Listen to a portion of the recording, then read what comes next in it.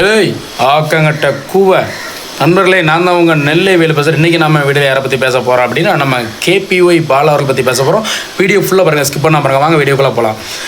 நண்பர்களே, ரொம்ப கஷ்டமாக இருக்குது இந்த பதிவு பேசுகிறதுக்கு. என்ன அப்படின்னு பார்த்தீங்கன்னா, நாம் கேபிஒய் பாலா அவர்கள் இருக்கார்ல, நம்ம கேபிஒய் பாலா அவர்கள் அவரை ஆதரித்தாலும் பரவாயில்ல, இப்போ அவருக்கு அகைன்ஸ்டாக அவருக்கு எதிராக இப்போ நிறைய பேர் பேச ஆரம்பிச்சிட்டாங்க. நண்பர்களே, எனக்கு அதுதான் ரொம்ப கஷ்டமாக இருக்குது.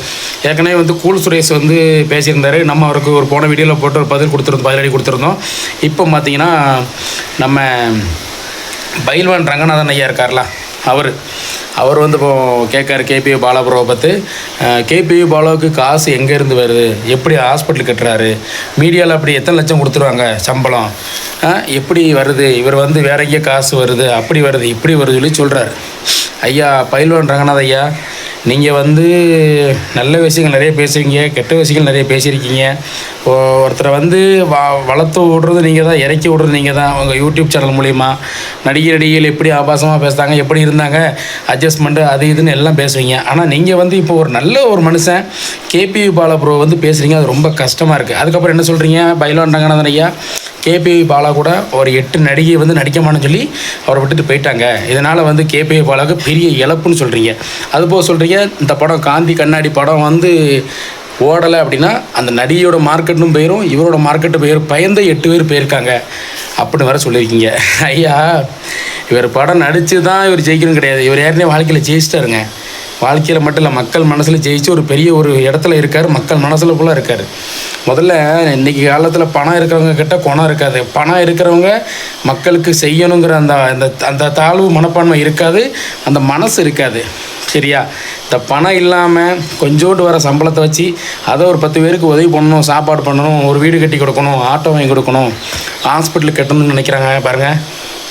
அவன் தான் என்றைக்குமே வாழ்க்கையில் உருப்பிடுவாங்க, வாழ்க்கையில் ஜெயிப்பாங்க. ஜெயிச்சிட்டாரு. கேபிஒய் பாலாவோட ரேஞ்சே வேறு லெவல். அவர் எங்கேயோ போயிட்டாருங்க. அவருக்கு கடவுளோட ஆசை கிருபை இருக்குது, அவரோட மக்கள் நண்பர்களோட ஆசை இருக்குது. அதனால் என்றைக்குமே பாலா ப்ரோவுக்கு என்றைக்குமே இறக்கம் கிடையாது, என்றைக்குமே ஏற்றம் மட்டும்தான்.